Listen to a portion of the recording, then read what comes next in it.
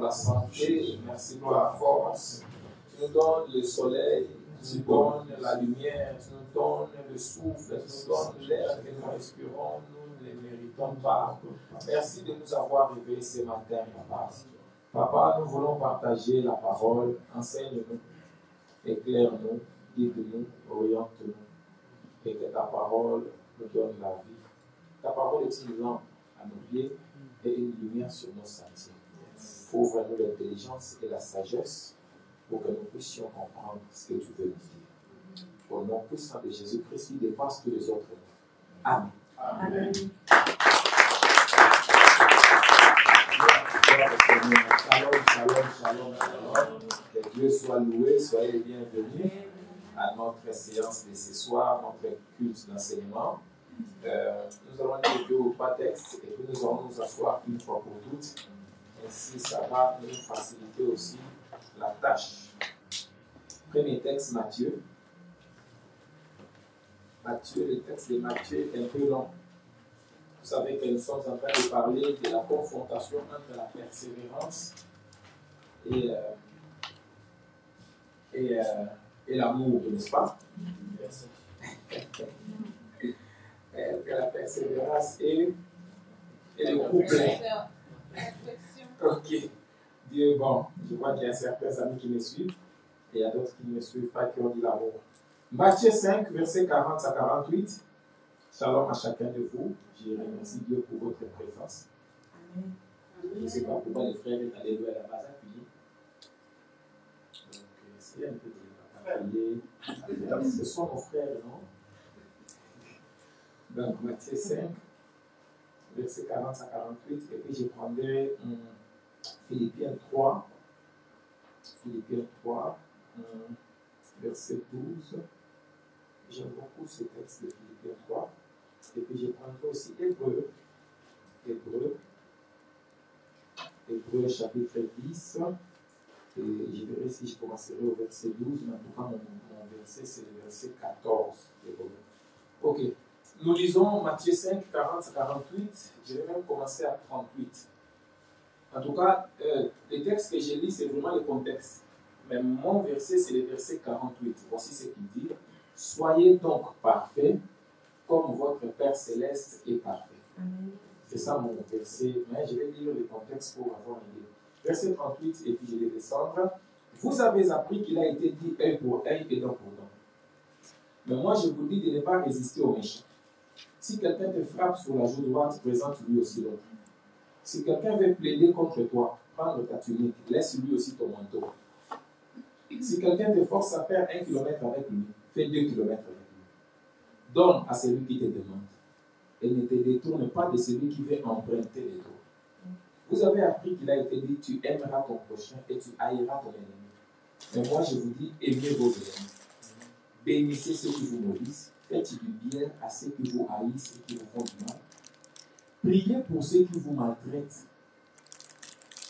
Priez pour ceux qui vous maltraitent et priez pour ceux qui vous persécutent, afin que vous soyez fils de votre Père qui est dans les cieux. Car il fait lever son soleil sur les méchants et sur les bons, et il fait pleuvoir sur les justes et sur les injustes. Si vous aimez seulement ceux qui vous aiment, quelle récompense vous méritez? Même les païens, ils ne font pas la même chose. Et si vous saluez seulement vos frères, que ce soit de la famille ou vos frères de l'église, que faites-vous d'extraordinaire? Les païens et les publicains font aussi la même chose. Soyez donc parfaits, comme votre Père Céleste est parfait. Et puis quelqu'un va me dire qu'il n'y a pas de parfait sur la terre. Alors Jésus dit soyez parfaits, pourquoi? C'est possible. Amen. Amen. Pourquoi tu ne dis pas Amen? Amen. Les gens qui aiment leurs défauts, les gens qui ne veulent pas se perfectionner, c'est eux qui disent qu'il n'y a pas de parfait sur la terre. Il y en a. Amen. Toi, tu ne dis pas Amen. Amen. Philippiens chapitre 3, verset... J'aime beaucoup ce texte. Bon, je vais commencer au verset 7 et puis je vais sauter, mais mon verset c'est le verset 14. Plutôt 13 à 14. Même, qu'est-ce que je raconte? 12, c'est vraiment 12, mais je vais encore descendre. Verset 7, Philippiens 3. Mais ces choses qui étaient pour moi des gains, je les ai regardées comme une perte dans ma vie. Verset 4. Moi aussi, Paul, j'aurais sujet de mettre ma confiance en la chair. Si quelqu'un croit pouvoir se confier en la chair, moi je peux me confier en la chair plus que vous tous. Moi, Paul, circoncis le 8e jour. Moi, Paul, de la race d'Israël, peuple de Dieu. Moi, Paul, de la tribu de Benjamin. Moi, Paul, hébreu, né d'hébreu de père et de mère. Quant à la loi, moi, Paul, pharisien, donc je maîtrise la loi. Quant aux ailes, moi, Paul, j'avais les ailes jusqu'à persécuter l'Église. Moi, Paul, je suis et j'étais irréprochable par rapport à la justice de la loi. Mais toutes ces choses qui étaient pour moi des gains, je les ai regardées comme une perte à cause de Christ. Et même, je regarde toutes ces choses comme une perte à cause de l'excellence de la connaissance de Jésus-Christ, mon Seigneur, pour lequel j'ai renoncé à tout. Je regarde toute ma gloire comme de la boue afin de gagner Christ et d'être trouvé en lui, non avec ma justice pour laquelle je me glorifie, mais c'est cette justice qui vient de la loi. Mais je préfère être trouvé en Christ avec la justice qui s'obtient par la foi en Christ, la justice qui vient de Dieu par la foi. Amen. C'est seulement de cette façon que je connaîtrai Christ, la puissance de sa résurrection, la communion de ses souffrances, et je deviendrai conforme à lui dans sa mort pour parvenir, si je le puis, à la résurrection d'entre les morts. Voilà. 12. Ce n'est pas que j'ai déjà remporté le prix ou que j'ai déjà atteint la perfection, mais je cours pour tâcher de le saisir, puisque moi aussi, j'ai été saisi par Jésus-Christ. Frère, je ne pense pas l'avoir saisi. Pardon, c'est moi la Je ne pense pas l'avoir saisi, mais je fais une chose, oubliant ce qui est en arrière et me portant vers ce qui est en avant. Quand Paul dit oubliant ce qui est en arrière, il dit oubliant ce qui est bon et ce qui n'est pas bon. Je cours vers le but pour remporter le prix de la vocation céleste de Dieu en Jésus-Christ. S'il vous plaît, prenons place sur la tête de vos ennemis, s'il vous plaît. Hébreux chapitre 10, un troisième témoin. Hébreux chapitre 10.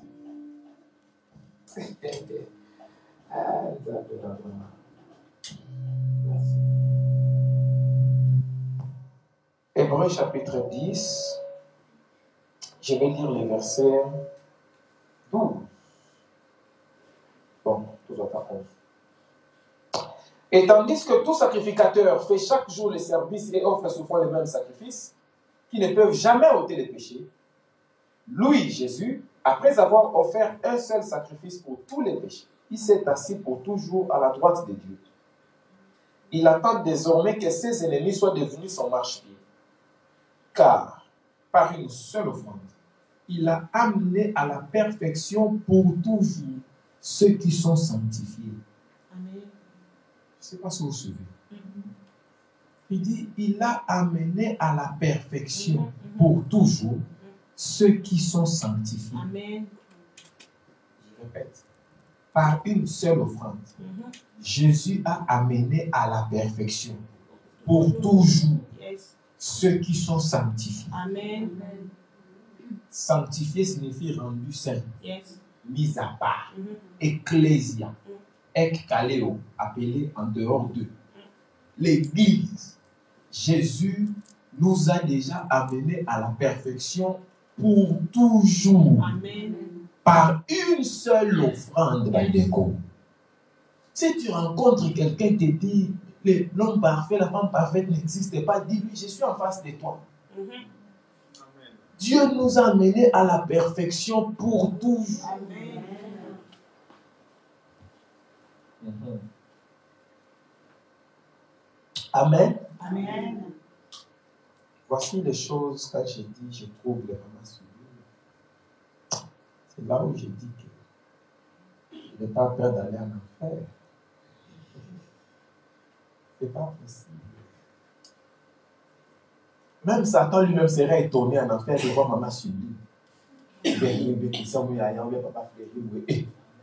Satan va dire qu'est-ce qu'il y a? Qu'est-ce que j'ai fait? Quelle visite vous venez? Pour ça, on a audit. Mais inspecteur, et non, comme bien en mais inspecteur, il chef. Il chef, alors les Yeringayawa. Nakobi Kate. Soko kanisi katika ndio simando kibasala la babelo jusqu'au Santana baboko. C'est une parenthèse. Amen. Amen. Donc, voyez-vous, je vais parler toujours dans mon thème, la persévérance contre la perfection. J'ai expliqué que Judas, papa, tout est bon, hein? On va améliorer les choses. Non, c'est Ah, merci, papa. Persévérance, on a dit symbolisé par Judas. Perfection, on a dit symbolisé par Joseph. Vous vous en souvenez, non? J'ai expliqué que persévérance.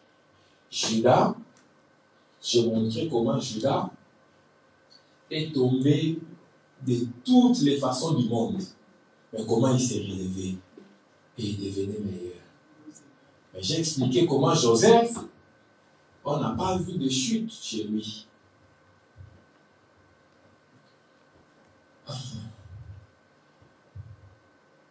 Cette relation Judas-Joseph a parcouru toute la Bible. Judas-Joseph, c'est allé dans toute la Bible. Parce que Judas était le roi, Joseph aussi était le roi.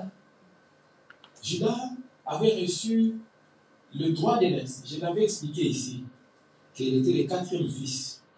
Et que les 3 premiers fils de Léa ont perdu le droit d'aînesse. Ruben, le grand frère, il a pris la concubine de son papa. Bon, Jacob ne devait pas s'étonner, parce que lui-même, ce qu'on sème, c'est ce qu'on mentionne. Vous avez semé Jacob qui a 4 femmes. Vous allez récolter de Ruben, de Judas, que des histoires de femmes. Donc, très souvent, donc Ruben n'est pas allé chercher loin. Il est allé chercher la copine de son papa. Il a récupéré pour cette copine-là aussi. Je ne sais pas si elle était sorcière, mais en tout cas, le papa et l'enfant. Donc, Ruben disqualifié. Simeon et Lévi, vraiment. Le deuxième et le troisième. Comment des gens. Oh non. Vous savez qu'il y a des gens qui ont la méchanceté familiale. Ça dit, l'un ne peut pas conseiller l'autre.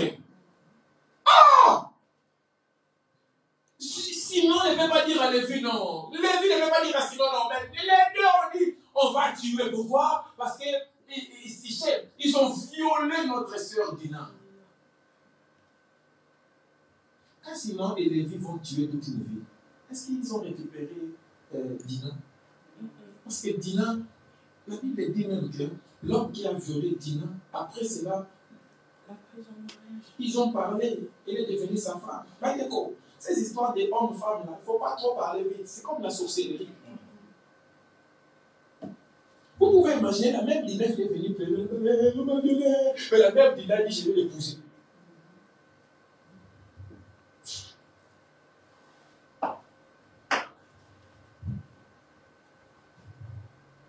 Simon et Lévi ont trahi l'alliance. Ils ont tué des hommes qui venaient d'être circoncis, qui n'avaient pas la force de se battre.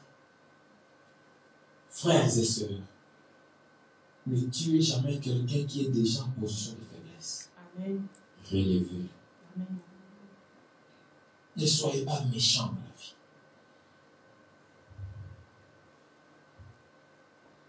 Du coup, 4e, c'est Judas. Donc, du côté de Léa, Judas devient le premier-né. Du côté de Rachel, Joseph est le premier-né parce que c'est lui le premier fils de Rachel. Donc Jacob a 2 premiers-nés, de cette femme et de cette femme. D'emblée, il choisit Joseph. Joseph est le plus beau, Joseph est le plus élevé en esprit, Joseph est un soleil, lui-même dans ses rêves, il voit le soleil, la lune et les étoiles. Voilà, qui s'agenouille devant lui. Donc Joseph manifeste tous les dons et toutes les grâces. Donc le droit d'aînesse est partagé en 2. Joseph reçoit la double portion. C'est pour cela qu'il va avoir 2 enfants, Ephraïm et Manassé, en Égypte. Et Jacob va bénir ces 2 enfants parce que Joseph a reçu la double portion. Et jusqu'aujourd'hui en Israël, il y a eu les 2 tribus, Ephraïm et Manassé. Judas, il lui reste le fait d'être le père du Messie. Parce que le droit d'aînesse donné dans la famille d'Abraham, le droit d'être l'ancêtre du Messie. Donc Judas reçoit cette partie-là d'être le père du Messie. Judas reçoit aussi le devoir d'être comme le pouvoir de rassembler la famille, de parler pour la famille. C'est pourquoi même quand Benjamin va être retenu en Égypte, c'est lui qui va parler, c'est lui qui va dire « je veux rester à sa place ». Il prend le rôle du père et il est prêt. C'est ça même, vous voyez, l'élévation, c'est ça même le droit d'aînesse. C'est-à-dire que tu dois être prêt à mourir pour l'autre, à assumer les choses et à porter les fardeaux. Donc Judas est là et Joseph est là. Ce sont les 2 rois de la famille. Et Joseph a reçu le sceptre chez Pharaon en Égypte. Et Judas, Jacob dit, le sceptre ne s'éloignera pas de la tribu de Judas. Et si vous suivez plus loin même dans la Bible, il y a des textes bibliques qui parlent du bâton des commandements dans la tribu d'Ephraïm. Or, c'est la maison de Joseph. Et on parle aussi du bâton des commandements dans la maison de Judas jusqu'à ce que les Shiloh viennent. Et vous verrez que dans la Bible, David descendait de Judas. Saul descendait de Benjamin, qui était le frère des mêmes mères que Joseph, Rachel. Et comme j'avais dit que Joseph c'est la perfection, Judas c'est la persévérance. Regardez les 2. Vous allez voir que dans le domaine de la perfection, ces gens-là ne tombent pas. Ils ne tombent pas. Mais les jours où ils tombent, tout est fini. Regardez Joseph. Il n'est jamais tombé. Hein. Mais les jours où on prend son habit, on va les vendre. Tout est fini. Pour Jacob, Joseph est mort. Il n'y a pas de récupération. Quand il va chez Potiphar aussi, dès que la femme de Potiphar présente sa robe, il dit que Joseph m'a fait. Il n'y a pas de récupération. Prison éternelle. C'est toujours comme ça. Mais chez Judas, même devant la mort, Tamar amène les preuves que c'est Judas qui m'a fait si. Il récupère ces choses, il confesse, il se ressaisit, restauré et il continue la marche. Alors regardez aussi même Saoul qui est descendant de Rachel, donc plus proche de Joseph, les gens de la perfection. On dit qu'il était le plus beau du pays tout entier. Plus grand taille. Ça dit, si on doit choisir un roi, naturellement, on va dire, c'est Saul. Mais les jours où il tombe, c'est fini. Mais David et Judas, vous pouvez les prendre, vous les mettez derrière les brebis, Dieu va les chercher, même là-bas, il les relève. Vous pouvez les prendre, vous l'attrapez, lui-même il tombe déjà, il prend déjà l'arme, il dit, Nanyo, les maris d'Abigaël, Nabal. Il dit, Nabal se moque de moi, je vais aller les tuer, il est déjà tombé. Mais arrivé seulement tout près, Abigaël doit apparaître pour les ressaisir. Il tombe, il se relève, il tombe, il se relève, il tombe, il voit, il trouve Saul, il coupe les pans de sa robe, mais son cœur commence à battre. J'ai touché le coin, je ne devais pas couper là. Il tombe, il se relève, il va battre, tout le monde dit cette fois-ci, vraiment, David, c'est fini. Le prophète vient pour annoncer la sentence, mais David a compliqué dans l'armée. Il dit, je suis né dans le péché. J'ai été conçu dans le péché. Même Nzambi, c'est moi-même, je l'ai envoyé de cette façon-là. Dieu a récupéré David. Oh my God. Alléluia. Amen. Ça dit, David, même son propre fils vient. Il dit, on va les chasser du trône. On les chasse du trône. David est la tribu de Juda. Il descend chez lui, il vient l'insulter. Si David dit, yo, c'est fini pour toi. Il crache sur lui, il jette du sable. Mais il va se mettre la tête en bas, jusqu'à Mahanaïm. Les deux rencontrent. Il arrive là-bas, les deux camps. Dieu agit pour lui. David est restauré. Il rentre encore. Honneur au grand roi. Gloire à Hosanna, c'est lui qui veut. Et la persévérance contre la perfection. Alléluia. J'ai dit que la persévérance, c'est la capacité de continuer malgré toutes les épreuves. J'ai dit que la persévérance, c'est la capacité de ne jamais abandonner. J'ai dit la persévérance, c'est même si je tombe, je me relève. J'ai dit la persévérance, c'est la faculté des champions. J'ai dit que quelqu'un qui n'est pas persévérant ne sera jamais champion. J'ai dit la persévérance, c'est la capacité ou la décision de refuser de se suicider. C'est la persévérance, Mandeko. Même quand rien ne prouve que ça va marcher, j'avance. Et je suis allé acheter un meuble à Conforama avec le frère Gaïta et la sœur Jessica. Les travailleurs de Conforama nous disent les gens du dépôt livrent les meubles seulement jusqu'à 19h15. Et vous êtes en train de commander les meubles à 19h20. Donc, vous allez prendre les meubles demain. J'ai dit à l'agent de Conforama et au frère Gaëtan, les meubles vont dormir chez nous aujourd'hui. On a pris la facture, frère Gaëtan a couru avant moi jusqu'au dépôt. On est arrivé là-bas à 22 ou 23, oui. Frère Gaëtan, lui, ça ne le concernait même pas. Il avait la parole du vendeur de Conforama et la parole de Baïfal. Il a choisi la parole de Baïfal. Il a couru avec les trucs, il est allé se lancer sur la table de la dame. Bam! Et puis s'est éloigné. Regardez-le comme ça. La dame a pris, elle voulait hésiter. Quand elle voulait hésiter, là, c'est au moment où moi aussi j'étais arrivé. Elle a pris, bam! Meuble dans la voiture. Ça a dormi dans la maison. Persévérance. Si c'était l'autre là, il allait dire, ah bon, ça sera seulement demain, on va prendre demain. La persévérance n'abandonne pas. La persévérance ne croit pas à l'échec. La persévérance ne croit pas au moins impossible. Le moins impossible n'existe pas devant la persévérance. L'échec n'existe pas, c'est une leçon que j'ai appris dans la vie. Je me relève, je continue, je vais faire autrement. La persévérance, c'est d'affronter toutes les oppositions et d'aller vers le but. Persévérance, alléluia. Vous me suivez, non? Et nous avons dit aussi que la perfection, c'est ainsi que j'ai pris un texte, on va essayer d'ouvrir un peu la perfection, et puis je verrai si je vais encore mettre cette guerre entre les deux tout à l'heure pour conclure. Jésus dit ici dans Matthieu 5, soyez donc parfaits comme votre Père Céleste est parfait. Mais c'est un texte où depuis le début, Jésus leur parle sur l'amour. Il dit, on vous a dit œil pour œil. Si quelqu'un fait du mal à ta femme, toi aussi tu fais du mal à sa femme. Chez que nos riches. Œil pour œil, dent pour dent. Mais moi je vous dis, ne résistez pas aux méchants. Si quelqu'un te frappe sur la joue droite, donne la joue gauche.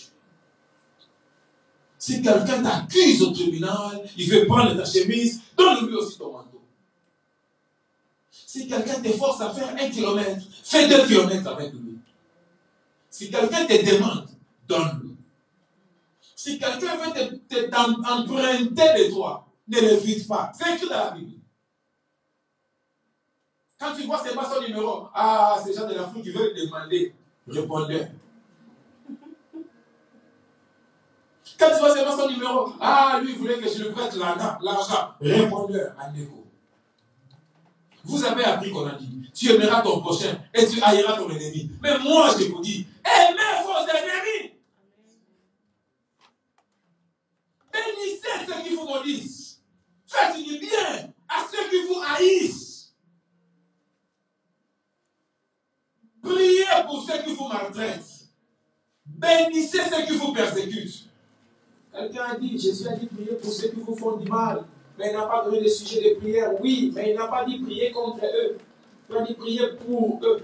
Ça signifie prier en leur faveur. Nous ne changeons pas la Bible.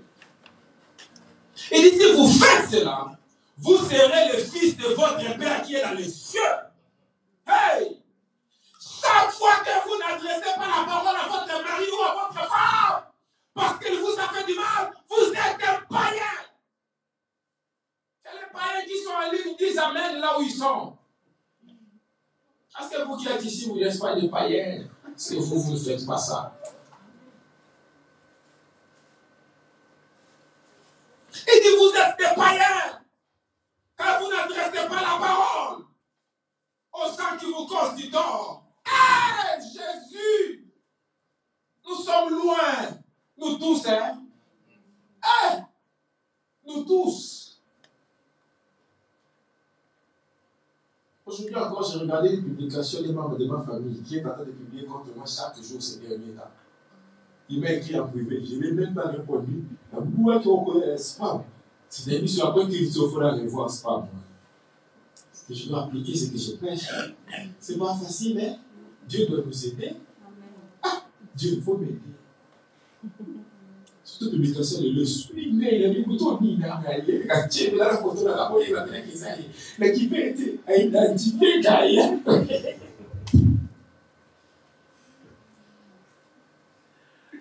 Voilà. Mais tu me l'as dit, quoi. Mais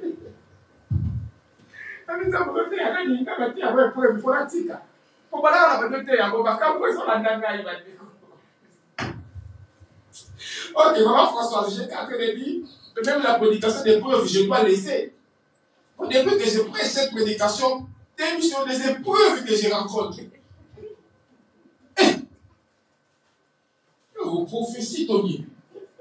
Même si on a eu mon épreuve, bima l'église, on a compris à Jésus.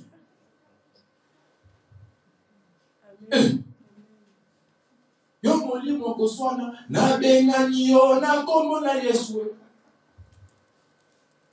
C'est pas normal. Tu parles de mon nom tu belle là.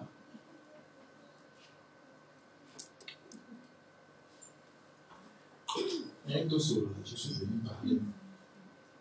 Voici ce qu'il dit. Il dit, aimez vos ennemis. J'aimerais qu'un enfant de Dieu dise ce soir le nom de son ennemi et qu'il dise, je t'aime. Les sorciers qui ont tué votre papa.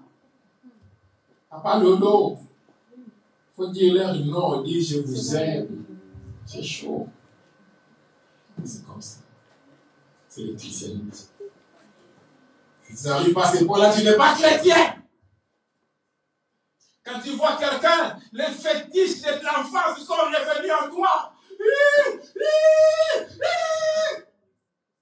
Nous, on savait qu'on t'avait délivré. Que les trucs étaient partis. J'ai fait la cure d'âme de tous les églises bientôt. Parce qu'il y a certains esprits étranges que j'ai découverts. Faites du bien à ceux qui vous font du mal. C'est ainsi que vous serez les fils de votre Père qui est dans les cieux. Car il fait lever son soleil sur les méchants et sur les bons Bandeko. Il fait pleuvoir sur les justes et sur les injustes. Vous pouvez vous rendre compte, Bandeko. Le voyou qui fait sa plantation de chanvre, Dieu lui donne la pluie. Alors, dit Paul a planté, Apollos a arrosé, mais c'est Dieu qui fait quoi de Nzamba, Polisi, Diamba. Hein? La plantation des chanvres, maman Françoise, Dieu le fait croître. Dieu lui donne le soleil, Dieu lui donne la pluie. L'ange qui souffle, Dieu lui dit ne soufflez pas fort là-bas parce que les chanvres doivent pousser. Oh non, Dieu est bon, hein?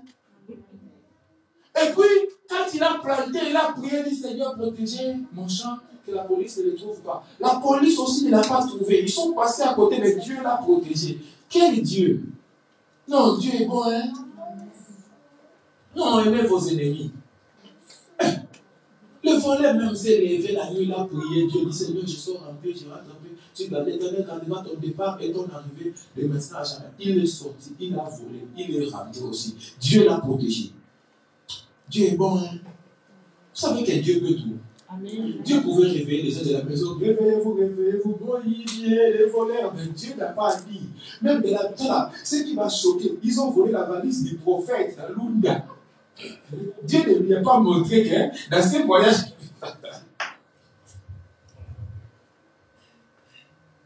Vous avez vu sa vidéo. Je vous rappelle la idée. On va avoir la idée. Moi-même, je commandais un truc, c'est dit, mais on m'a envoyé des cravates rouges. Dans ma vie, on va regarder.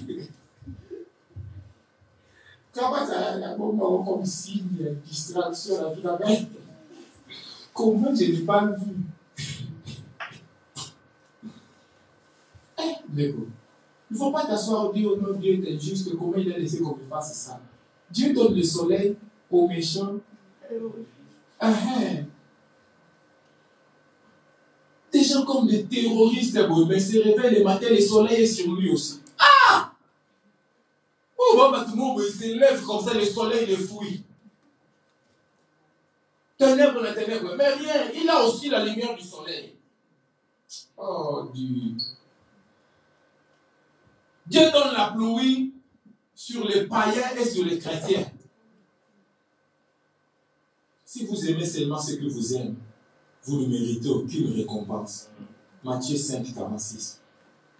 Les publicains aussi font la même chose. Si vous saluez seulement vos frères, vous ne faites rien d'extraordinaire. Vous allez dire, pourquoi il m'a salué? Pourquoi il m'a salué? Il ne devait pas me saluer. Avec tout le mal qu'il m'a fait, il a fait de me saluer. Païens! La Bible dit, les païens aussi font la même chose. Soyez donc parfaits, comme votre Père Céleste est parfait. Mais ce texte est aussi en train de dire, ce n'est pas parce que Dieu te donne le soleil que Dieu ne sait pas que tu es méchant. Ce texte est en train de dire, ce n'est pas parce que Dieu te donne la pluie que Dieu ne sait pas que tu es méchant. C'est lui qui mange la grenouille. Il n'a pas la maladie le même jour. Mais lentement, la maladie va sortir dans son corps. Parce qu'il a mangé le poison. Bon, pas la grenouille, les crapauds. La grenouille, ça se mange ici dans ce pays. Soyez donc parfaits comme votre Père est parfait. Donc Jésus est en train de dire que la perfection, c'est la manifestation de l'amour. Quelqu'un qui est parfait, c'est quelqu'un qui aime même ses ennemis. C'est quelqu'un qui fait du bien même à ceux qui lui font du mal. Cette perfection n'a rien à voir avec le manque de péché ou le manque d'erreur. C'est l'amour. Répondre à la haine par l'amour. Être généreux sans rien attendre en retour. Waouh! Comprenez donc que la perfection est déterminée d'abord par ton cœur.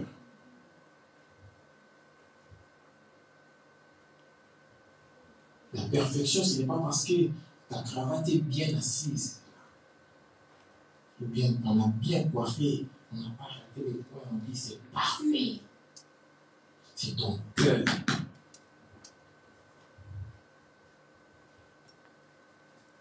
Alléluia. Amen. Non, Dieu est bon. Est-ce que toi-même tu as déjà remarqué, même les jours où tu as volé, même les jours où tu as escroqué, même les jours où tu as menti, même les jours où tu as tué, le soleil était toujours de la même intensité pour toi. Dieu pouvait te tuer, non? Ensuite, tu as rayon à mon corps, gamma, ou les ultraviolet, soleil à fixer, on capable, tu seras plus là.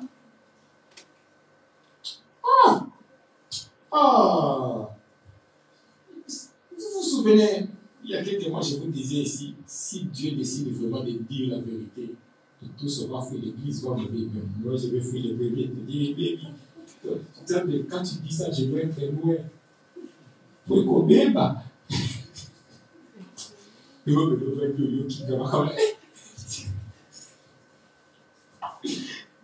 pas te montrer votre apôtre là. Seigneur, Même par bateau. Je vais prendre même les petits canaux là. On va traverser la Méditerranée, la brouille. Mais je ne peux pas rester ici. Tu peux me raconter, même ma ligne, tu peux me raconter. Il faut que je sois loin. Dieu est mort, Dieu est pardon, continuez comme ça encore longtemps. Il dit c'est le coup. Bateau, nous sommes bons. C'est quand même l'aide. Donc quand tu vois, je ne suis pas oublié dans ma vie. Tu fais,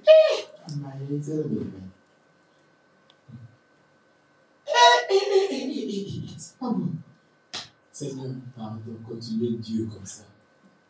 Continuez de nous aider. C'est quand tu vois Dieu, ne donne pas l'onction à tout le monde. Dieu, pour te donner sa puissance, il doit d'abord travailler ton cœur. Parce que tu dois avoir le cœur de Dieu, parce que tu peux avoir beaucoup d'informations. Tu peux raconter beaucoup de choses, mais tu as le cœur de Dieu, la perfection. C'est pas... Ok, c'est bon. Donc, le mot parfait, c'est le mot grec teleios. Teleios. Télé comme télévision, et puis IOS comme iOS de Apple. Teleios. Teleios. Teleios signifie maturité, accomplissement, accompli. Teleios, c'est le même mot que Jésus a utilisé sur la croix quand il a dit tout est accompli. Tetelestai. C'est-à-dire, j'ai payé la dette dans sa totalité. C'est ça, teleios, la perfection. La perfection. C'est atteindre la maturité. C'est accomplir les buts pour lesquels tu es là. C'est ça la perfection. C'est ainsi que la Bible dit, Éphésiens 4, 12, 11, 12, 13, 14 et plus loin. Il dit, Dieu a donné les 5 ministères pour le perfectionnement des saints en vue de l'œuvre du ministère, pour l'édification du corps de Christ et pour l'unité de la foi. Ça dit, les ministères sont donnés pour que les ministres, pour amener les chrétiens, pour que nous ne soyons plus des bébés ballottés par tout vent de doctrine, mais pour grandir et atteindre la stature parfaite de Christ, de quitter l'étape des enfants, technon, monter à l'étape d'adulte dans la foi, et ensuite aller à l'étape des maîtres, et après aller à l'étape des statures parfaites de Christ. Voyez-vous, la perfection, c'est atteindre la stature parfaite de Christ. Ça passe par le processus de perfectionnement. J'en ai déjà parlé ici, non? Ouyothesia. Ces jours-là, j'avais compliqué par 4 raisons. Ouyothesia et Ouyos. Ces jours-là, c'était compliqué. Ouyothesia. C'est le processus. Quand quelqu'un quitte l'étape d'enfant et donc, Paul dit à 1 Corinthiens 13, quand j'étais enfant, je parlais comme un enfant, je réfléchissais comme un enfant, j'agissais comme un enfant. Mais quand je suis devenu adulte, j'ai rejeté ce qui est de l'enfant. Voyez-vous, il y a des étapes dans la vie chrétienne. L'étape des bébés spirituels, c'est quand tout le monde est né en Christ. C'est un bébé spirituel. Donc, Jean 1, 11, 12, va le dire, si quelqu'un croit à la parole, reçoit la parole, et devient enfant de Dieu, il est né. La parole nous donne le pouvoir de devenir enfant de Dieu. La parole nous donne le pouvoir de devenir fils de Dieu, de devenir d'abord enfant de Dieu. Quand on devient enfant de Dieu, on est né. La naissance, c'est un enfant qui naît. Pourquoi la Bible dit un enfant nous est né, mais un fils nous est donné. Le fils est adulte. L'enfant est le bébé. Et quand on croit en Jésus, on devient enfant de Dieu. On ne devient pas fils de Dieu. C'est pour ça que la Bible interdit de donner des responsabilités dans l'Église à quelqu'un qui est né de nouveau. Parce qu'il est encore enfant de Dieu. Il n'est pas encore mature dans les choses de Dieu. Il faut du temps. On ne devient pas adulte du jour au lendemain. Pour devenir adulte sur la terre, ça peut te prendre 20 ans, 30 ans. il y a des enfants de 40 ans, ou même pour se marier, c'est son grand frère qui doit décider. C'est son papa qui doit décider, parce qu'il a un enfant. Mais il a 40 ans, il a 3 voitures, il a une maison, il a un CDI, mais c'est encore un enfant. Comprenez donc qu'être un enfant, ce n'est pas beaucoup un facteur d'âge, mais c'est beaucoup un facteur de croissance intérieure, de maturité et de compréhension des principes de la vie et de l'application de ces principes-là. Parce que je connais quelqu'un qui connaît beaucoup de principes du christianisme, mais il ne les applique pas. Mais sa bouche est remplie de principes. Mais voilà, tel principe dit ceci, tel principe dit cela. Mais tu connais tous les principes. Ta vie est seulement comme ça, tu ne les appliques pas. Parce que tout principe, vous connaîtrez la vérité. Et la vérité vous affranchira. Toute vérité que tu connais, elle te change. Quand elle ne te change pas, tu ne la connais pas encore. Tu peux avoir une information, mais ce n'est pas encore devenu une vérité que tu connais. Parce que connaître, c'est avoir un contact intime, profond avec la chose. Et ça te change. Ça veut dire, j'ai failli dire, ce n'est pas bon. C'est pas bon, j'ai failli dire. Voyez-vous, donc on passe de l'étape d'enfant à celui d'adulte. Et dans cette étape, tu rejettes tout ce qui est de l'enfant toi-même. Il y a un niveau dans le christianisme où on ne t'interdit pas. Toi-même, tu t'interdis. Oh my God. Toi-même, tu dis cette chose, je laisse, cette chose, je laisse, cette chose, ce n'est plus mon niveau. Alléluia. Et là, tu vas se situer dans le processus. Voyez-vous donc, les disciples là, c'est le processus de perfectionnement des saints. Mais vous êtes déjà les saints, Badeko. Tout membre de l'Église est un saint. Les saints, ce ne sont pas les prêtres catholiques morts. Ce sont les membres de l'Église vivante. Qu'est-ce qui te rend saint? Parce que Jésus t'a sanctifié le jour où tu t'es converti. Maintenant, tu es dans un processus de perfectionnement. Comprenez donc que la perfection va se manifester dans 3 dimensions différentes. Première dimension, c'est la dimension de la position du chrétien en Christ. C'est la position du chrétien en Christ. La position du chrétien en Christ. Quelle est donc cette position? Éphésiens, je crois, chapitre 1, verset 3, si je ne m'abuse. Il dit que notre vie est cachée là-bas très haut au-dessus des cieux, en Christ à la droite du Père. Complément circonstanciel des lieux.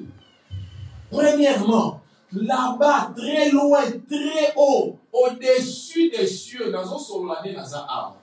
tous les esprits qui rampent sur la terre, sous la terre, même dans les airs, ne peuvent pas atteindre un enfant de Dieu. Parce que l'enfant de Dieu, sa vie n'est pas cachée là où on a enterré son nombril. Sa vie n'est pas cachée dans la marmite familiale. Sa vie est cachée très loin, là-bas, très haut, au-dessus des cieux. Parce que Jésus est allé dans les séjours des morts, il a pris des captifs, Bandeko. Et c'est nous tous là. Il nous a délivrés. Et la Bible dit, il a traversé les cieux. Il a traversé les cieux. Et il est allé s'asseoir là-bas à la droite du Père, Bandeko. Et notre vie est cachée là-bas. Notre cité est au ciel. Sur la terre, nous sommes des étrangers, des pèlerins et des passagers. Voyez-vous donc, nous sommes à la droite du Père, là-bas très haut, au-dessus des cieux. Et... Or, les cieux, dans la langue hébreu, ce sont les eaux.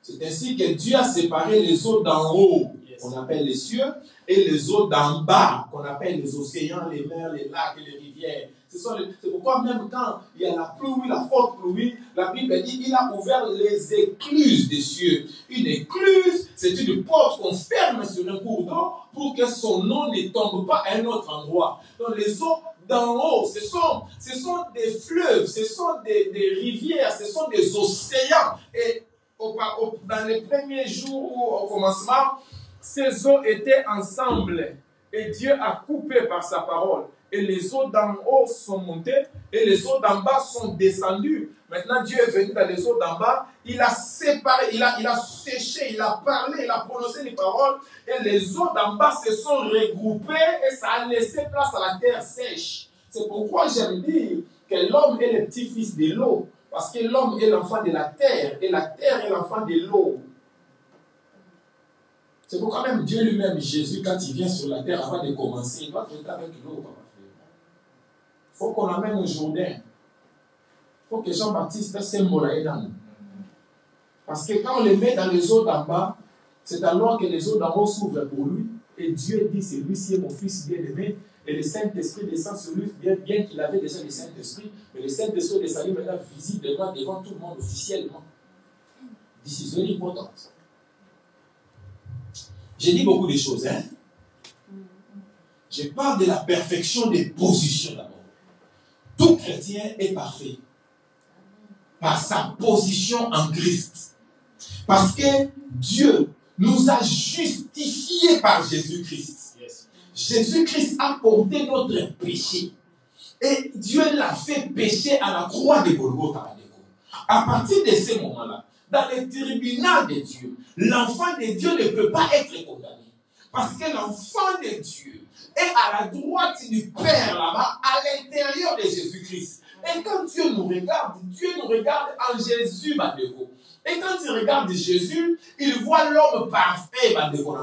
Et nous sommes à l'intérieur du parfait. Nous aussi, comme lui, nous sommes parfaits. C'est ainsi que la Bible dit, tel qu'il est, tel que nous sommes, nous sommes les reflets, l'image de Jésus. Amen. Ce que je dis est fort.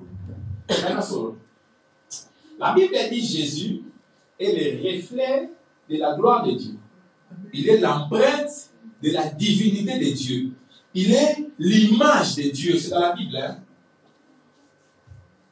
Dieu dit faisons l'homme notre image selon notre ressemblance. L'image de Dieu, c'est Jésus. Hein? Amen. Dieu a fait Adam identique à Jésus. Amen. C'est pour ça Adam était la photocopie de Jésus l'original. Quand Adam a échoué, Dieu a envoyé maintenant l'original, Jésus lui-même. Il a corrigé ce que la copie n'a pas pu faire. Or, Jésus est l'image du Père. Maintenant, nous sommes en Christ. 2 Corinthiens 5, 17. Celui qui est en Christ est une nouvelle créature. Les choses anciennes sont passées. Voici, toutes choses sont devenues nouvelles. Les choses anciennes sont passées, toutes choses sont devenues nouvelles par rapport à ta position. Parce qu'on parle du complément circonstanciel des lieux. C'est lui qui est en Christ.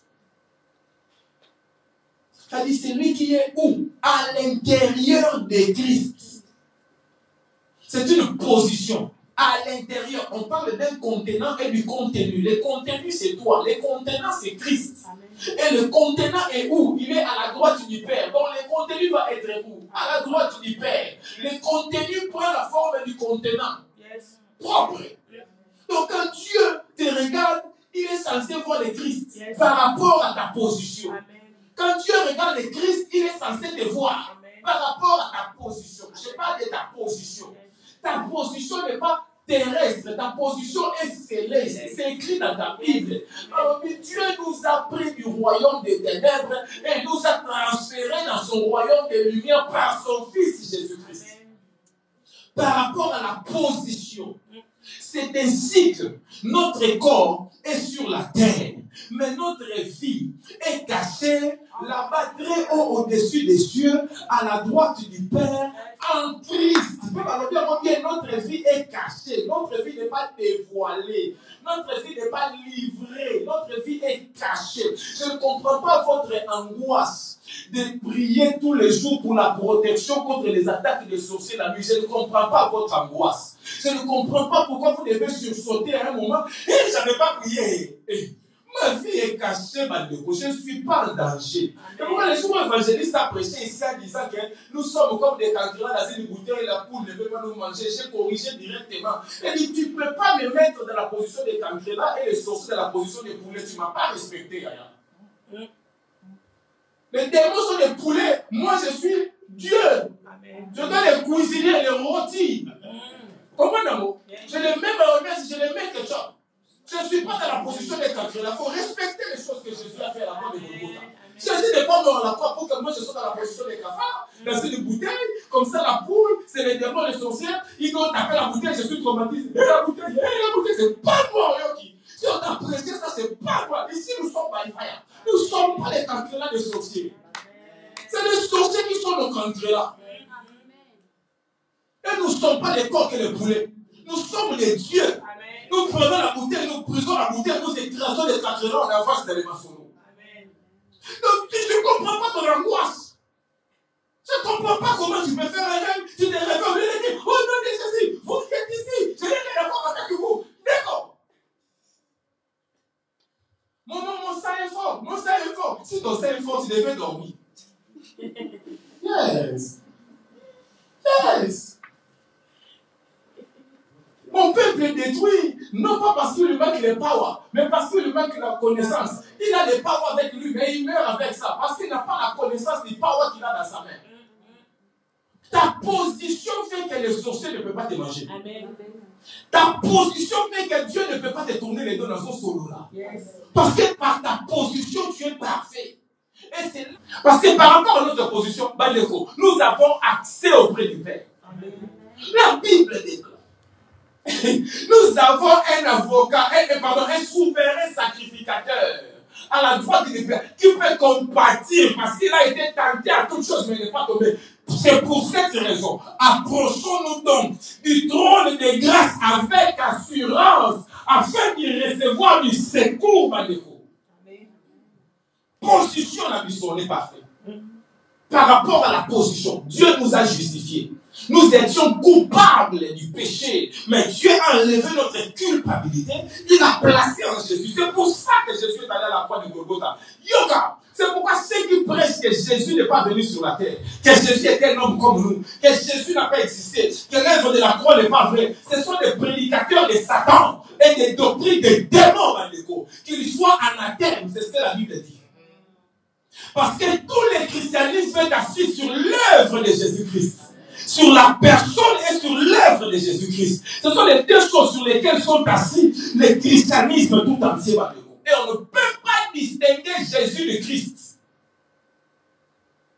Jésus est le Christ c'est Jésus. Jésus-Christ est notre Dieu, notre Seigneur et Sauveur. Vous ne pouvez pas dire Jésus est différent de Christ. Quand vous dites ça, vous êtes en train de dire que Jésus, c'est quelqu'un comme tout le monde. Et que l'esprit de Christ était entré en lui comme l'esprit de Christ est entré en tout le monde. Il y a une différence. Parce que c'est le seul être humain qui a dit, tu n'as voulu ni sacrifice, ni holocauste, mais tu m'as formé un corps, Bandeko. Nous tous, nous sommes nés de papa et maman, mais Jésus, Dieu lui a formé un corps. Jésus a été immolé avant la fondation de la terre. Vous ne pouvez pas comparer Jésus avec tous les êtres humains. Jésus est né de Dieu qui a mis sa sémence à l'intérieur d'une femme sans que la femme contribue avec l'ovule. Marie n'a pas donné son ovule.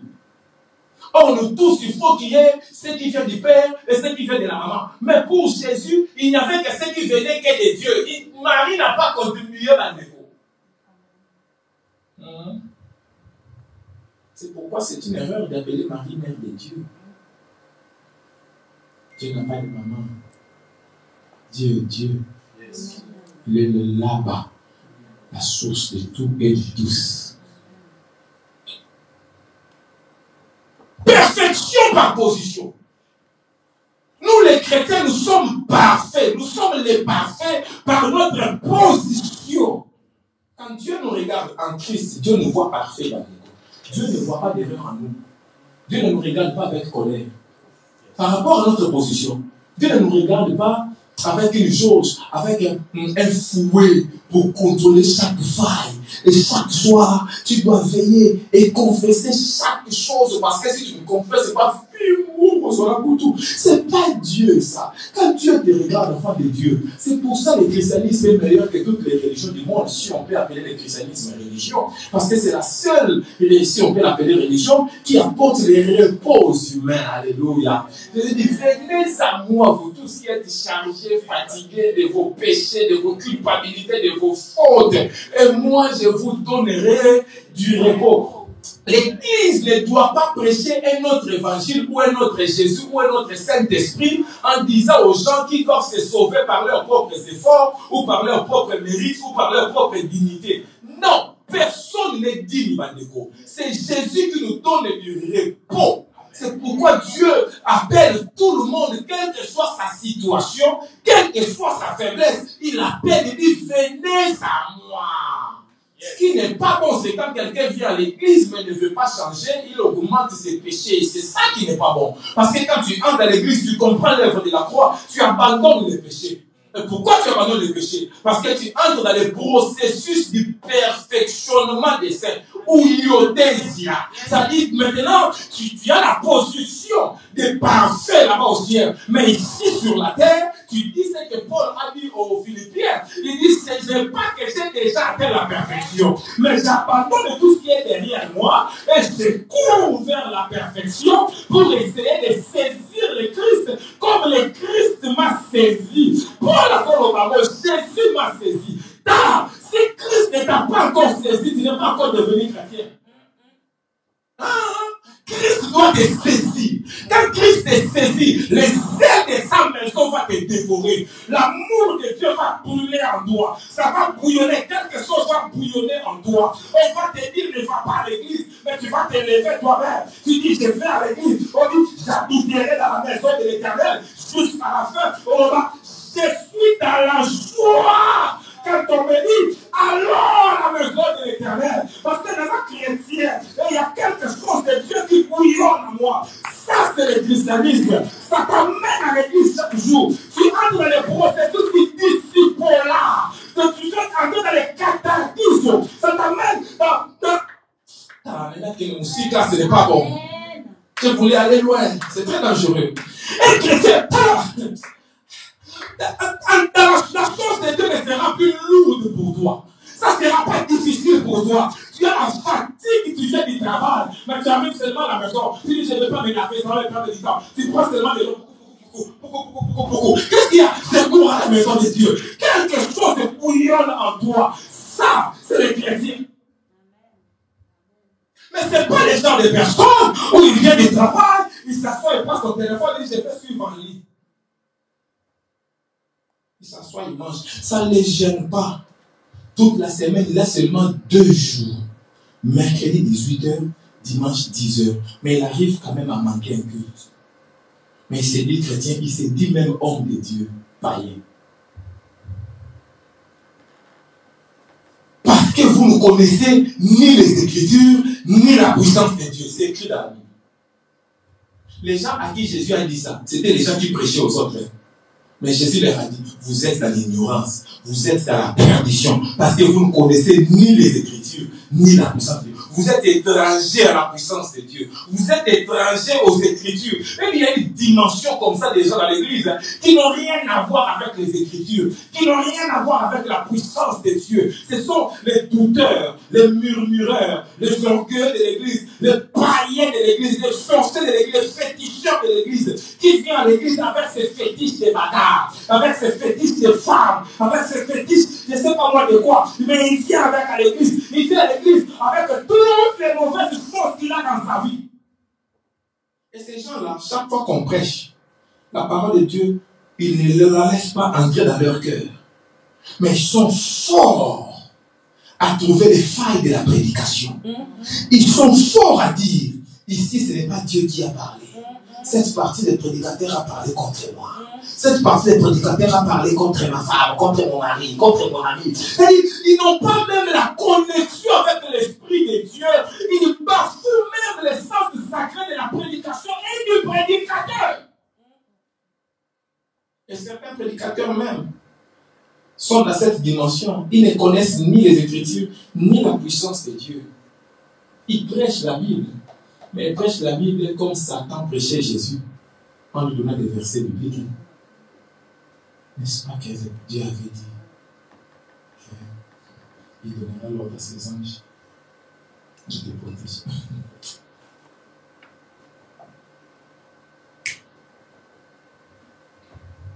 La perfection des positions ne suffit pas. Chaque jour, tu dois te perfectionner. Tu dois entrer à l'école de Jésus-Christ. Tu dois entrer dans les disciples-là. Allez, faites de toutes les nations. Les disciples. Oh, il faut parler là. Faites de toutes les nations. Les disciples. Disciple signifie écolier. Disciple signifie élève qui apprend à l'école d'un maître.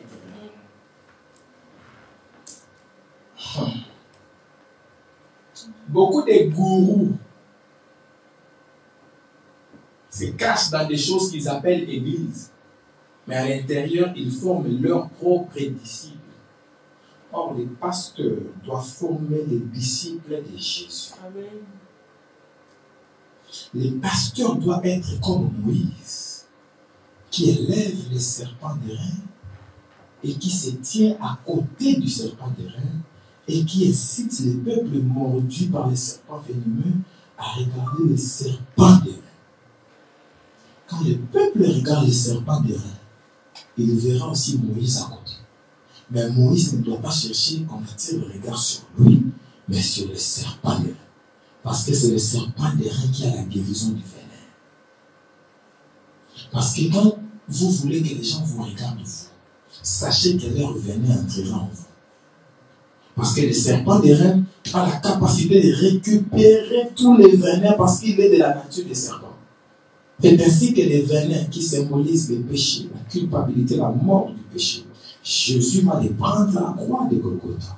C'est ainsi qu'il donnera cette comparaison. Il dira, de même que Moïse éleva les serpents dans le désert, le Fils de l'homme aussi doit être élevé.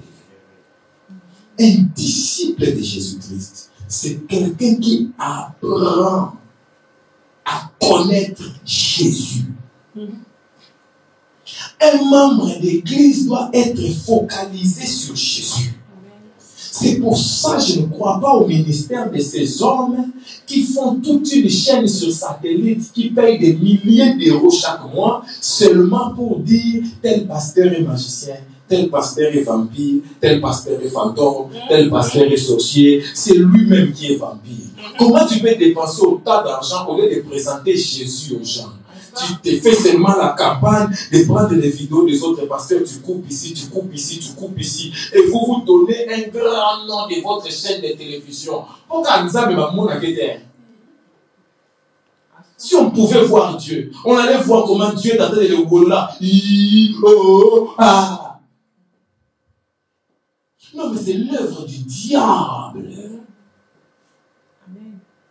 On pouvait prendre tout ce temps-là, former les gens. Et c'est là où que vous qui suivez ces chaînes-là, vous êtes des païens. Parce que Jésus a dit, aimez vos ennemis. Si même ces pasteurs-là font du mal, Jésus dit, ne leur faites pas du mal. Pourquoi vous voulez les publier? Qu'est-ce que vous gagnez? Vous pensez qu'en publiant les autres comme des faux, vous êtes reconnus comme vrais. Formez des disciples. Donnez des enseignements. Montrez Jésus aux gens. À un moment même, Philippe même a baillé Jésus. Philippe, quand il a baillé, les gars de la façade, il a baillé Jésus. Quand je partirai, quand je viendrai, quand je viendrai, tous sont baillés, montrez-nous les pères. Cela vous suffit. Moi, l'histoire de Philippe s'est arrêtée ce jour-là. Jésus a une suspension, un petit peu de ta confiance. Donc, toi, c'est dans mon église, tu veux voir les pères. À la date Pierre, avec Pierre, même il faut m'aimer Pierre pour Philippe.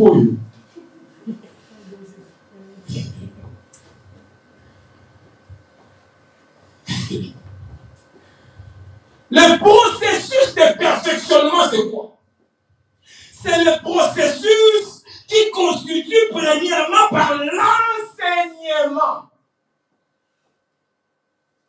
L'enseignement, c'est ce que Samson a fait. Il a tué les lions. Il a fait sortir du miel dans les lions. C'est l'enseignement. C'est l'enseignement. Les lions là, Jésus est le lion de la tribu de Juda. Jésus est la parole. Il faut ouvrir la parole. Faire sortir le miel pour le peuple. Le faire entrer dans les lieux où coule le lait et le miel par l'enseignement. L'enseignement fait asseoir les gens dans l'église. Dieu peut donner des bénédictions. Hein. Dieu peut multiplier les pains et les poissons, mais il faut que les gens soient assis. Mais ça, ce n'est pas Jésus qui va le faire. Jésus, lui, va multiplier les pains et les poissons. Mais c'est aux disciples qu'il dit, faites-les asseoir vous-mêmes. Ce n'est pas moi, Jésus, qui veut faire asseoir les gens. Vous faites-le. C'est notre rôle à nous de vous faire asseoir. Et on vous fait asseoir par l'enseignement bandeko. Yoka, David dit dans Psaume 23, il faut y mon berger, comme dirait papa. Je ne manquerai de rien. Il me fait reposer dans les verts pâturés. Il me fait reposer. Reposer, c'est faire asseoir. Pas te va me marquer l'icoli coloté. Pas te va vendre sakaye. Fais traduire. La brebis, on ne l'amène pas en haut en haut. La brebis, on la fait asseoir. Ce n'est pas un bon système de ministère de mettre les côtes des brebis en l'air. Les brebis ne boivent plus l'eau. Il faut les faire asseoir. Et comme il va se voir en gamme, il y a un coup. Si comme toi va d'accord, qui dit ça débarrasser. On dit, mais son conda, il y a la guerre, Moïse. Il y a un Okada. Il y a ici la raté. Oh. Elle a la veille.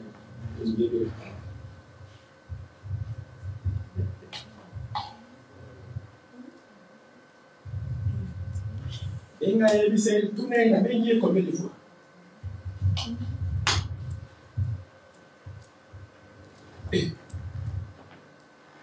L'enseignement. Neko. Si tu bâtis une église et que tu n'as pas le don d'enseigner, choisis quelqu'un qui doit enseigner, faites-le asseoir. Dans les églises branhamistes au Congo, il y a eu cette guerre-là. Il y avait un pasteur qui avait un puissant don de guérison, mais il n'enseignait pas. Et il y avait l'autre qui enseignait beaucoup, mais zéro miracle, zéro guérison. Le pasteur là qui n'enseignait pas et qui ne guérissait pas les gens. Les gens l'ont suivi. Il a fait une grande église. Ils ont construit des librairies, une grande école. Enseignement. Docteur David Oyedebo. Bandeko. Il n'est pas prophète. Tu penses que c'est ça qui fait un ministère? Si c'est pour prophétiser, la dame l'a prophétisé avec l'esprit de bidon, mais elle parlait avec précision et détail. Chaque jour, sa prophétie ne ratait pas. Chaque jour. Ces hommes sont des hommes, des serviteurs du Dieu très haut. Alors, il annonce sur la mot là. Ils n'ont encore pas là. Ça dit, il y avait des gens qui gagnaient l'argent par cette femme-là, qui prophétisaient avec détail et précision. Mais ce n'est pas ça le ministère. C'est l'enseignement. Les gens doivent être assis. Yoka. Acte 2, verset 42. L'ordre par laquelle sont citées les choses compte beaucoup dans la Bible. Yes. La Bible dit il persévérait dans l'enseignement des apôtres. La première chose qui est citée, c'est l'enseignement des apôtres. C'est-à-dire les apôtres, en étant avec Jésus, il y a deux types de ministères. Il y a un ministère pour l'église et il y a un ministère pour la foule. Pour l'église, c'est l'enseignement. Pour la foule, c'est le miracle. C'est les prophéties. Quand Jésus rencontre la femme samaritaine, il ne peut pas l'enseigner. Il faut mettre les accords. Il faut passer dans sa vie de babé. Tu ne peux pas conseiller un démon. Tu ne peux pas enseigner au moins un bouton de moment. Les fous des gars dans les cimetières, on a mis les chaînes, il a coupé les chaînes. Il est tout, il a pas connu. Quelle différence? perdre. Quelle bonne émission quand quelqu'un n'a plus rien à perdre. Oh, l'eau est déjà tombée. Attention quand l'eau est déjà tombée. Pour qu'on paye tout pour le gars à la caméra, ça va se faire la l'autre pas ici.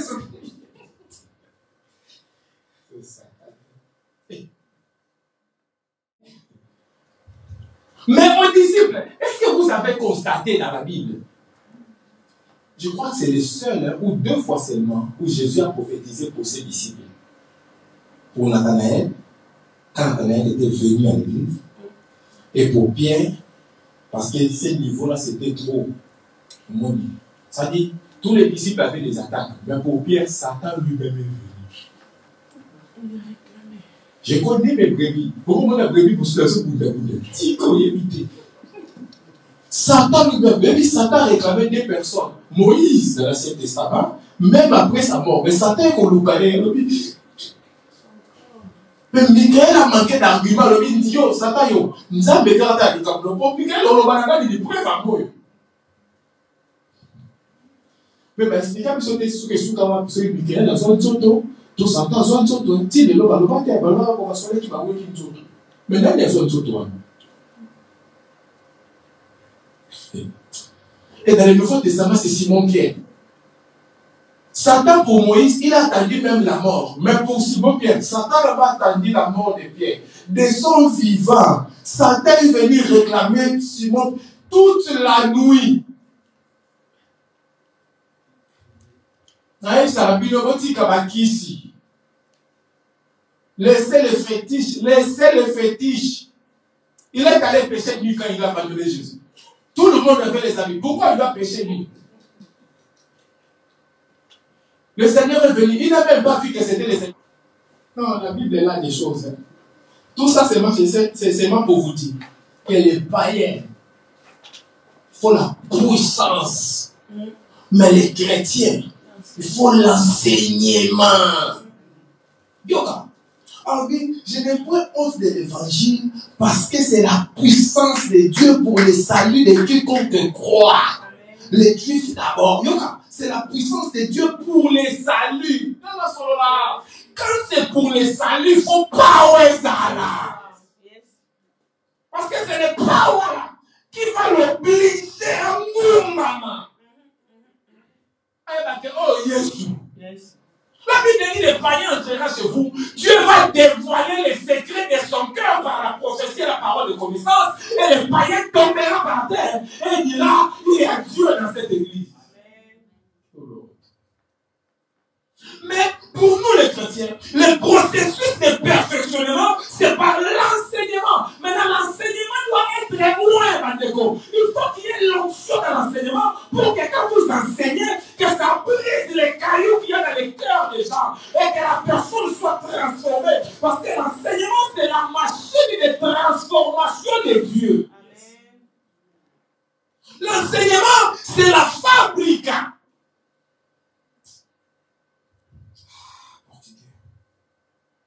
La française, fabricant, c'est l'usine, c'est l'endroit où Dieu prend un païen informé vide et il le plonge dedans. Ça fait coulou. Là, ce sont des bruits quand tu es informé vide. Maintenant, à un moment, tu commences à prendre forme par l'enseignement, les bruits commencent à changer. Là, on a un ponçage. Toi,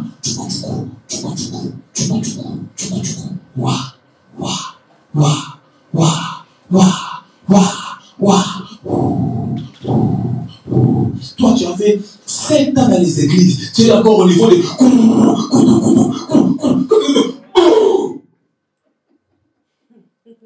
On a un niveau, on a. Soyez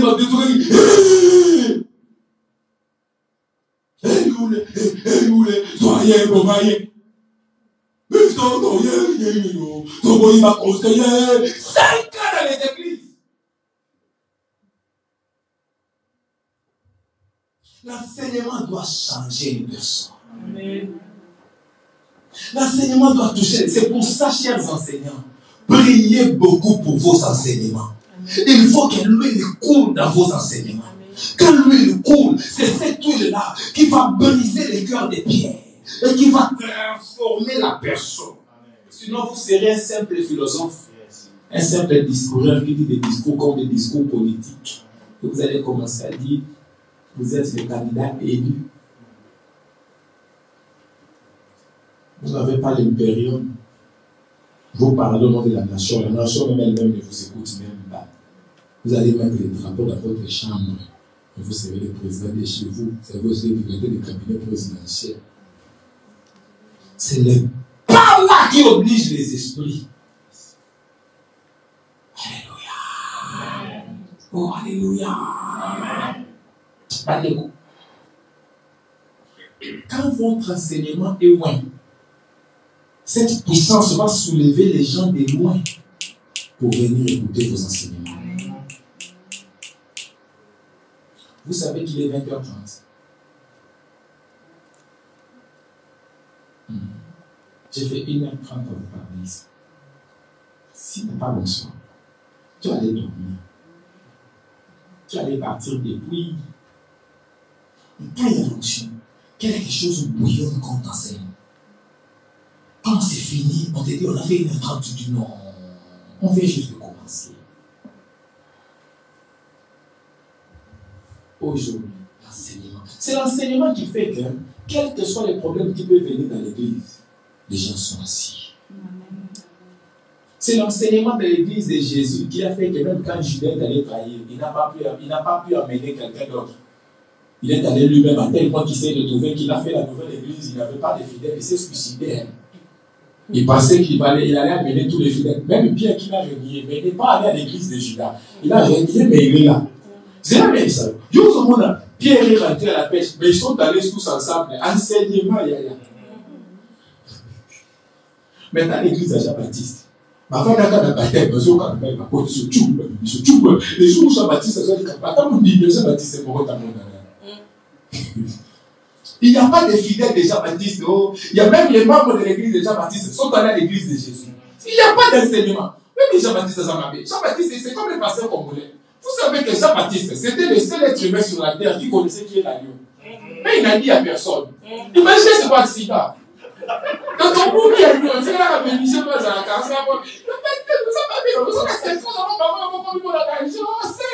Secret. Faites des disciples, transmettez la chose doctrine. La Bible dit qu'il était le seul qui portait le pot des chameaux. Il avait les secrets des pots des chameaux, et du miel et des sauterelles. Mais il mangeait tout seul. Tout le monde a son église mangeait dans ses boules. Mais lui, c'est pas manger le miel et les sauterelles et il a mis un pot des chameaux. Pourquoi tu ne peux pas amener les autres aussi chez les tailleurs là, pour qu'ils fassent aussi les pots des chameaux? On s'en peut pas, il passait comme on le savait. Il y avait un pot des chameaux, Ngewa.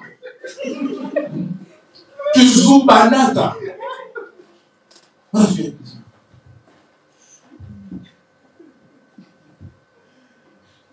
Mouyate.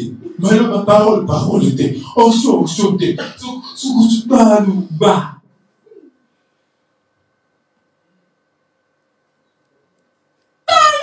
Dora. Acha Choko, tu es moutou. Tes meilleurs bijoux. Qui va tes meilleurs bijoux à Congo,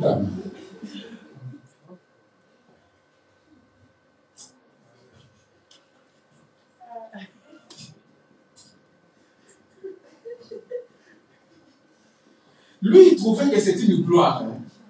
Donc, voici l'agneau de Dieu. Tu connais quel danger tu nous as mis? Pendant 30 ans, tu as caché la révélation. Tu es le seul qui connaît l'agneau de Dieu. Imaginez qu'on AVC ou bien Moli Pulmonaire. À cette époque-là, qui va les diagnostiquer? Quelle technologie de soins? Dieu devait mettre des anges pour venir sur lui, pour éviter d'aller niveau. Jean-Baptiste est le seul qui porte la chose. Enseignez les gens, transmettez le foyer du masculin, peut-être que vous tournez dans la plateau côté de boy.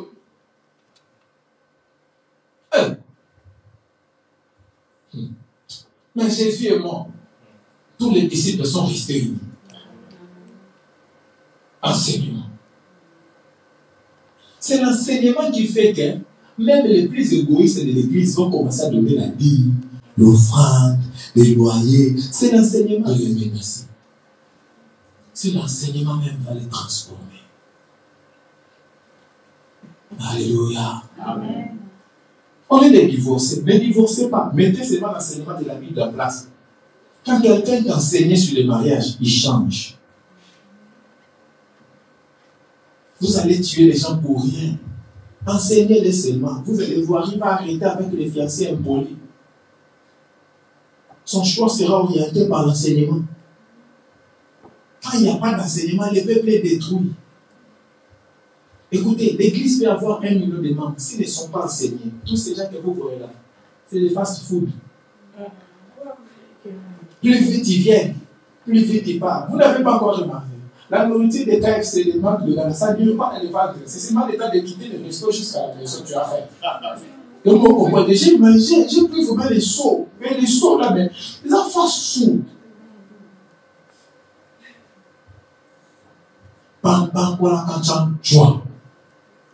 Mais l'enseignement fait asseoir.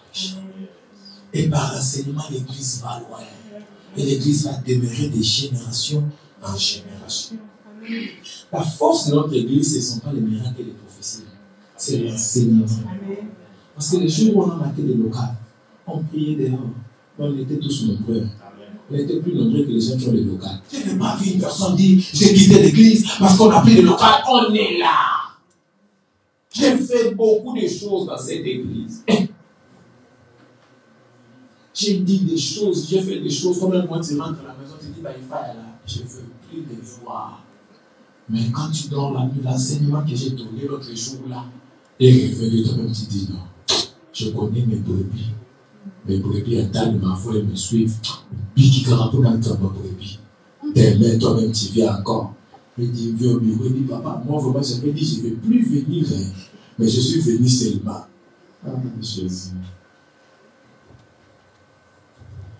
L'enseignement fait grandir l'église. L'enseignement allège la tâche du pasteur. Parce que quand le peuple est enseigné, le peuple fait le ministère. Amen. Quand le peuple est enseigné, il y a moins de scandales dans l'église. Quand le peuple est enseigné, même quand le scandale vient, il est géré différemment. Amen. Parce que le peuple est mature dans la parole de Dieu. Quand le peuple est enseigné, le peuple change de nature. Il quitte la dimension de foule, il entre dans la dimension des disciples. Or, la foule, c'est la même qui va dire le lundi, Hosanna à celui qui vit au nom de David. Le jeudi, ils vont dire, crucifiez-le, donnez-nous Barabbas. Mais quand ils sont enseignés, ils seront plus fous, ils deviennent disciples. C'est la même personne, mais l'identité a changé. Parce que l'enseignement est entré dans sa tête et c'est allé dans son cœur et son cœur est transformé. La position de Christ par rapport à lui a changé. Christ n'est plus comme quelqu'un qui lui donne le pain et le poisson, mais Christ devient quelqu'un qui lui donne la vie éternelle. Et du coup, Christ habite maintenant dans son cœur et lui, il est maintenant en Christ. Amen. Amen.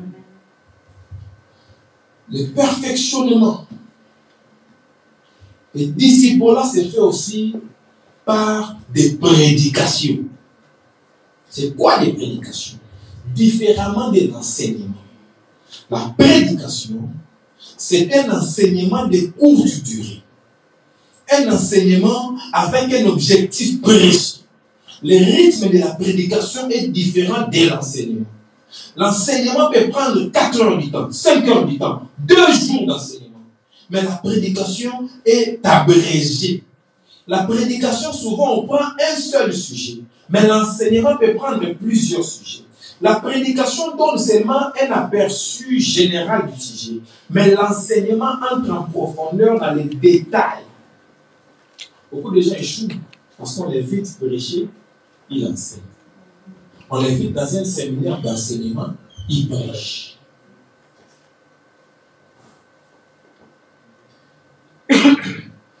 Remarquez, ce n'est pas tous les jours que je viens ici. Dans le grec, c'est tel nom. Dans l'hébreu, c'est tel nom. Ce n'est pas tous les jours. Parce que si vous faites ça tous les jours, à un moment, les gens vont faire une indigestion. Ils vont faire un blocage intellectuel. À un moment, les gens vont avoir la constipation spirituelle. Parce que l'enseignement ne peut pas se donner chaque jour, à tout moment, dans toutes les rencontres. Il faut qu'il y ait des rencontres de prédication, des rencontres d'exhortation. Par exemple, hier à la réunion, j'ai donné 4 exhortations ou 5, si vous avez vraiment suivi. J'ai donné 4 ou 5 exhortations. Ce n'est pas une prédication, ce n'est pas un enseignement. Je n'ai pas pris la Bible pour donner un verset biblique, mais j'ai exhorté. Alléluia. Amen. Oh, alléluia. Amen. Les disciples-là, ou le perfectionnement des saints, c'est fait aussi par la pastorale. La pastorale, c'est au-delà de la chair. La pastorale, c'est au-delà de la prédication, de l'enseignement, de l'administration de la parole de Dieu. La pastorale, c'est le maintien de la vie de l'Église. Il y a 2 types de pastorale dans la Bible. La pastorale des Jean 10 et la pastorale des Jean 17. La pastorale des Jean 10, c'est d'aller chercher les païens. Oh, plutôt, je pense que c'est l'inverse, je crois. La pastorale des Jean 10, oui, c'est là où Jésus dit je connais mes brebis, j'ai mes brebis, et puis j'ai les gardes, tout ça, tout ça. Et la pastorale des Jean 17, c'est là où Jésus dit j'ai d'autres brebis qui ne sont pas de cette bergerie.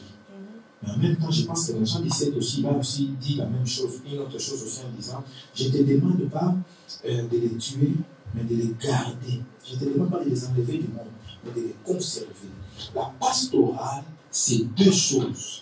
C'est de conserver les brebis qui sont dans la bergerie. Et la deuxième chose, c'est d'aller chercher les brebis qui sont en dehors de la bergerie. Et les brebis en dehors de la bergerie, il y a 2 catégories. Il y a une catégorie, ce sont les brebis qui étaient dans la bergerie et qui sont sortis. Et il y a d'autres qui n'ont jamais été dans la bergerie, à les faire entrer dans la bergerie. Ça, c'est la pastorale dans les Conaï. Et vous voyez, ce n'est pas seulement les pasteurs qui exercent le ministère. Nous tous, nous exerçons le ministère. Quelqu'un peut fuir l'église. Ce n'est pas seulement au pasteur de l'appeler ou de le chercher. Un leader d'un département, un membre de l'église peut aussi remarquer qu'il y a une sœur à côté de laquelle je m'assois 2-3 fois, je ne la vois plus, je vais l'appeler, je vais un peu la chercher. Tu fais la pastorale, tu fais le ministère. Et quand les gens sont enseignés, ils vont les faire sans qu'on les pousse. L'importance du perfectionnement des saints. Ça fait partie de la pastorale, le fait de prendre quelqu'un d'une autre église et d'amener dans votre église. Ça fait partie de la pastorale. Aujourd'hui, ce qui va faire avec qui vous êtes battu,